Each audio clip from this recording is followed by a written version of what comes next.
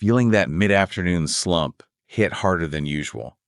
Or maybe you're just, on the lookout for natural ways to give your body a little extra support, boost your overall well-being. Yeah. Today on the Deep Dive, we're unearthing something pretty fascinating, actually. A substance with roots stretching way back centuries. It just might offer that natural lift you're seeking. It's called Shilajit. Exactly. And for this deep dive tailored just for you, we've dug into a whole range of expert video transcripts. We wanted to bring you the most compelling insights into what Shilajit might offer. We looked at perspectives from a superfood company, a general health channel, a naturopathic doctor, urologist, even a fitness enthusiast sharing their own experience, plus an Ayurvedic practitioner. So quite a mix. A real cross-section. Yeah. So our goal here, our mission for this deep dive, is to pull out the most valuable nuggets from all these different viewpoints. We want to explain clearly what Shilajit actually is. Yeah. Highlight the amazing benefits these experts are talking about, cover how it's typically used, and really importantly, flag what you need to keep in mind if you're considering it. Yeah, the caveats. Exactly. And we'll try to do it in a way that's, informative but not overwhelming. Okay, let's dive in. What on earth is Shilajit? Well, picture this thick brown-black substance. It looks almost like sticky tar. Okay. And what's really remarkable is how it forms. It's basically plant matter, other organic stuff, that gets compressed over literally hundreds of years between rock layers. Right. And we're talking high altitudes, usually over 10,000 feet. I think the Himalayas, Tibet, Bhutan, Nepal are famous spots, but also places like the Karakoram, Altai, Andes, even the Caucasus Mountains. It's like ancient mountain goo, compressed plant life. How do they even get it? How's it harvested? Right. So when the weather warms up, this stuff actually oozes out from the rocks. Yeah. Then it hardens, and that's when it's collected. But you can't just use it like that. It has to go through a purification process to remove any impurities. Then it's processed, usually into either a powder or a sort of resinous paste. Okay. And interestingly, that resin form, it's often thought to be the purest, most potent form. From mountain ooze to wellness product, Yeah. that's quite a journey. And it sounds like this isn't some new fad. Oh, not at all. Shilajit has this really deep history in Ayurvedic medicine. We're talking centuries. Right. In Ayurveda, it's classified as rasayana. Rasayana. It's a Sanskrit term, basically means a rejuvenating tonic. It's highly, highly regarded, almost seen as like a master remedy for a whole range of health concerns. A master remedy. Wow. Okay, so if someone were to, try it, what's the experience like? Taste. How do you take it? The taste, yeah. It's often described as pretty strong, No? bitter, maybe a bit astringent, smoky, earthy undertones. It's definitely a flavor that might take some getting used to for some people. Traditionally, it's used in really small amounts, often dissolved into warm drinks like herbal teas or elixirs. Some people mix it with ghee or milk or honey to make it more palatable. Okay, masking the flavor a bit. Exactly. And keep in mind, in traditional practice, it's often part of a formula used alongside other herbs tailored to the individual. Gotcha. So maybe not delicious on its own, but the potential benefits are the draw. Yeah. Let's get into that. What makes it work? I keep hearing about fulvic acid. What's the deal there? Yeah, fulvic acid is definitely key.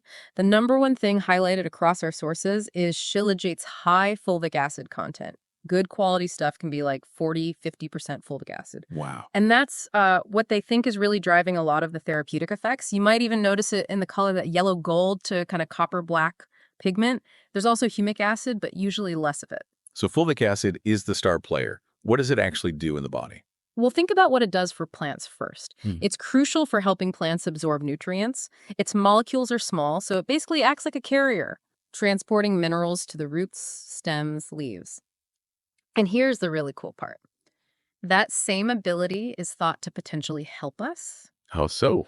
By enhancing how well our bodies absorb nutrients, not just from the Shilajit itself, but from our food, maybe even other supplements we take. Oh, interesting. In Ayurveda, they have a term for this, yoga vahi. It means joining carrier. Yoga vahi. I like that. Yeah.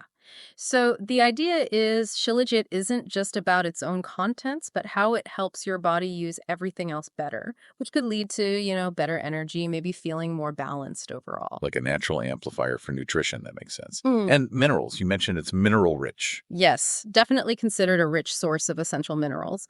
And importantly, they're often in what's called an ionic format. Ionic, meaning Think of them as like a pre-charged minerals. They have an electrical charge, which is thought to make them more easily absorbed in our digestive system, more readily available for the body to use. That's a big reason why it's often linked to supporting strong, healthy bones. The exact mineral mix can vary a bit depending on where it came from. So it's not just that the minerals are there, but how easy they are for us to grab onto. Yeah. Okay. Now, one expert mentioned detoxification support. What's that about? Yeah, that came up. So both fulvic and humic acids, the components we've been talking about, have shown in studies they can bind to certain metals. Bind to them. Yeah, sort of latch onto them. This could potentially mean our bodies absorb less of those metals. Because of this, Shilajit has traditionally been used in Ayurveda for things like liver cleansing. Mm. And it's being looked at for potentially helping clear unwanted stuff from the intestines. But it's important to be realistic here. Okay. It might support the body's natural detox pathways, but it's not some kind of magic bullet detoxifier. Right. Manage expectations, support, not a miracle cure. Good clarification. Are there other compounds in Shilajit doing things besides the fulvic and humic acids? Yeah, definitely.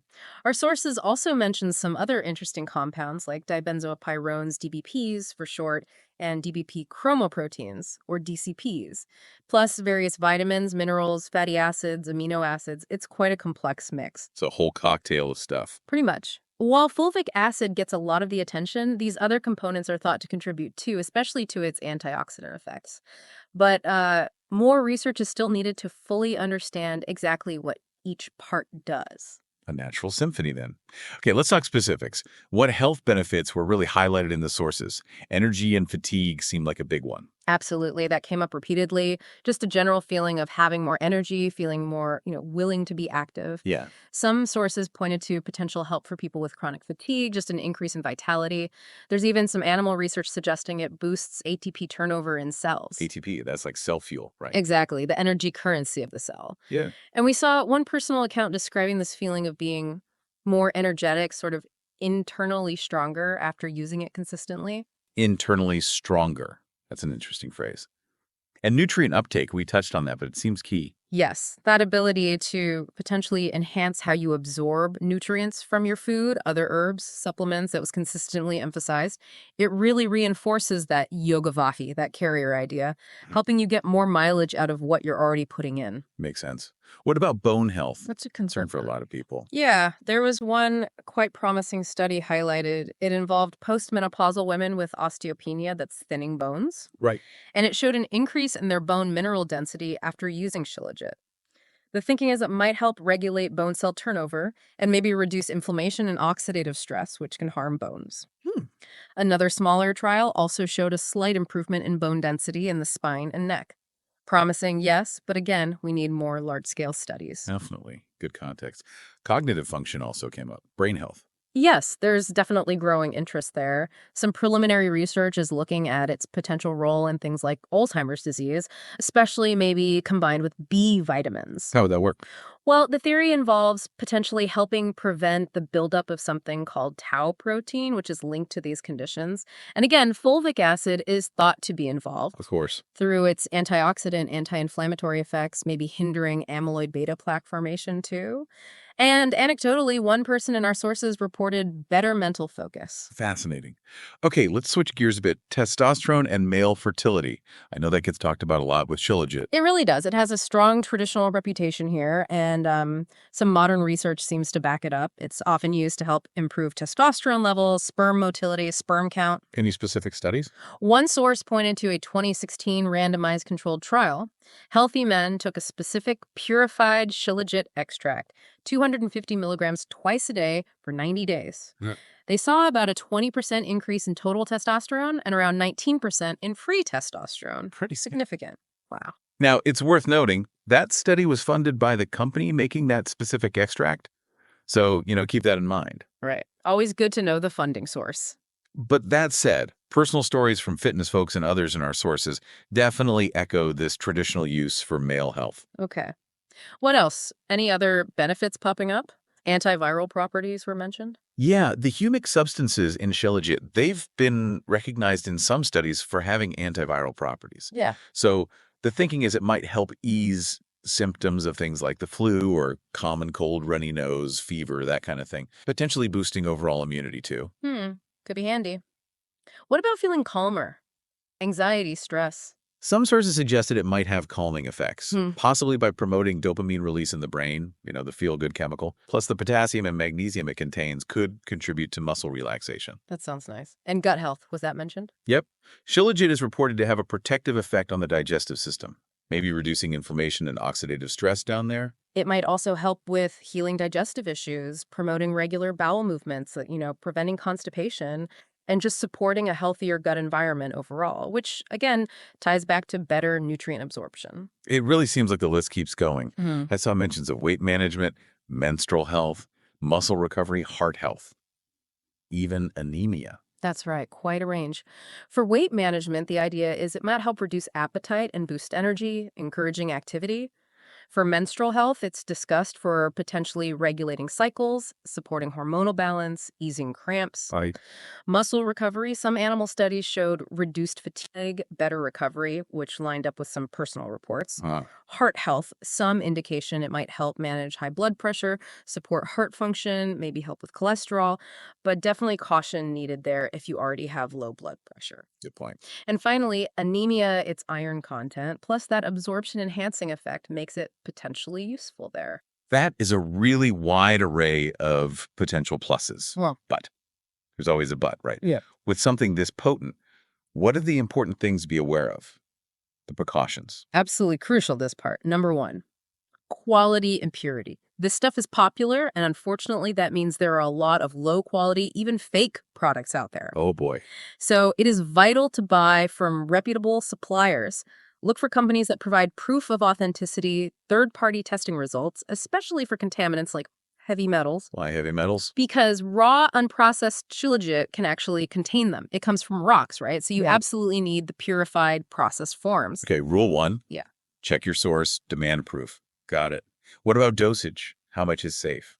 Well, traditionally, it's always used in small amounts. One source mentioned a general safe daily range of maybe 300 to 500 milligrams. Another described it as like a small pea-sized bit of the resin, or maybe half a teaspoon of powder. Tea size, okay. General advice is always start low, see how your body reacts. Makes sense. Any side effects people should watch out for? For most people, at the right dose, it seems generally safe.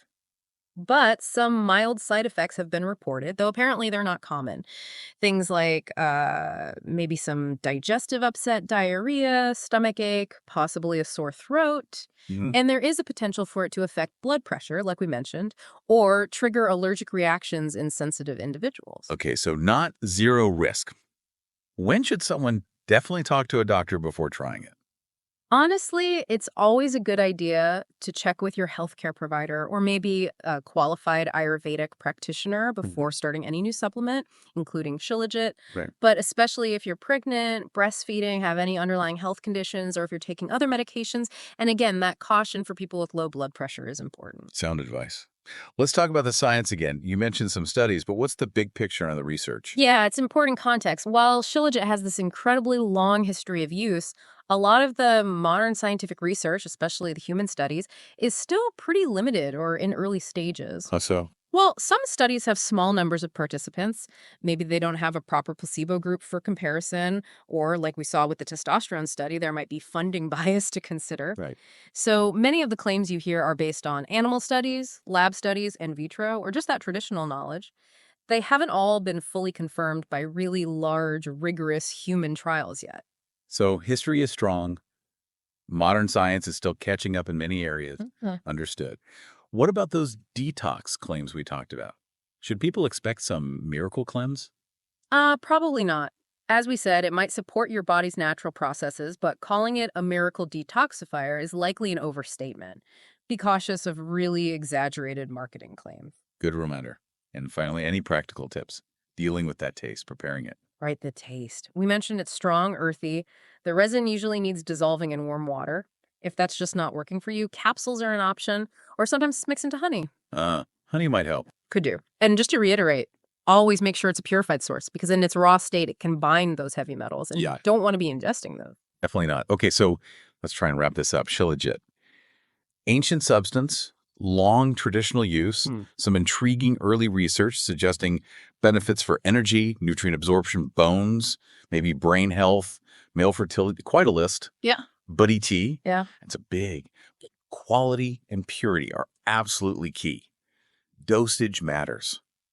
Talk to a pro before starting. And remember, the science is still evolving for many claims. It's not magic. That sums it up really well. And that leads us to a final thought for you listening in. Given this long history, this traditional wisdom, and these, promising but still developing research findings, is Shilajit something you see as a valuable natural tool worth exploring further for your own health?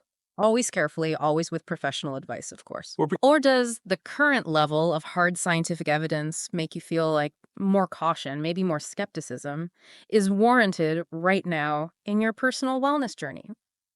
It's really about thinking about that balance, isn't it? Between tradition, anecdotes, and what modern science can currently tell us. That's a really great question to ponder. We definitely encourage you to do your own digging, use credible sources, and absolutely chat with your healthcare provider if Shilajit is something you're considering. Yeah. And hey, if you have experiences or questions, we'd be interested to hear them too. Thanks for taking this deep dive into the world of Shilajit with us today.